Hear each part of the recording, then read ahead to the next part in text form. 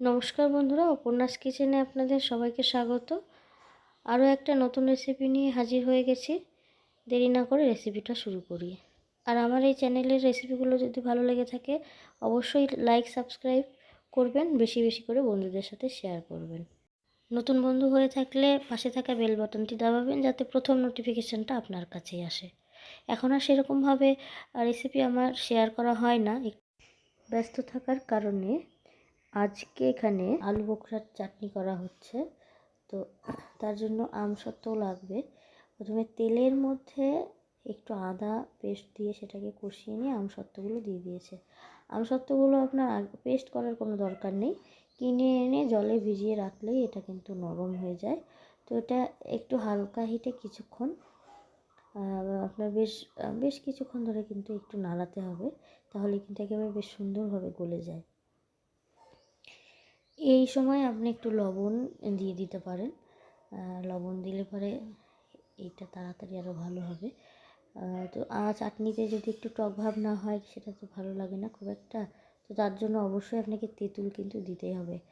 আমসত্ত্বর চাটনি বলুন আর আলু বোখরার চাটনি বলুন, তেঁতুল কিন্তু ব্যবহার করতেই হয়।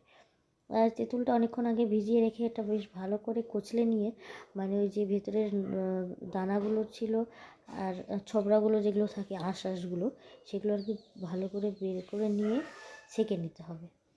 তো নইলেও সেগুলো আবার মুখে আটকাবে। আর ছাঁকনির জন্য একেবারে শর্টকাট পদ্ধতি, যে এখানে যে ছাঁকনাটা ছিল আর কি, যেটা দিয়ে ভাত ছাঁকা হয়, সেই হাতার মাধ্যমে এখানে ছেঁকে নিচ্ছে। যেহেতু এটা অনেক বড় কাজ, বেশি চাটনি, প্রায় এখানে 200 লোকের চাটনি তো হয়েই যাবে। তো বাড়িতে করলে আপনারা ছাকনা দিয়েও করে নিতে পারেন, আর এতগুলো কিন্তু সেখানে তেঁতুল লাগবে না কখনো।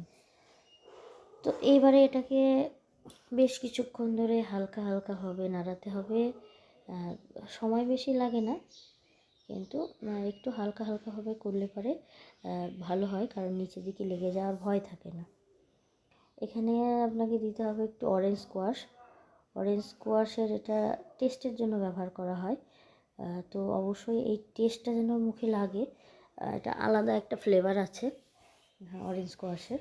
এই ফ্লেভারটার জন্য অরেঞ্জ স্কোয়াশ ব্যবহার করা হয়। আর কালার তো অবশ্যই আছেই, অরেঞ্জ স্কোয়াশের যে কালারটা, সেই কালারটাও আসে চাটনিতে, বেশ সুন্দর লাগে।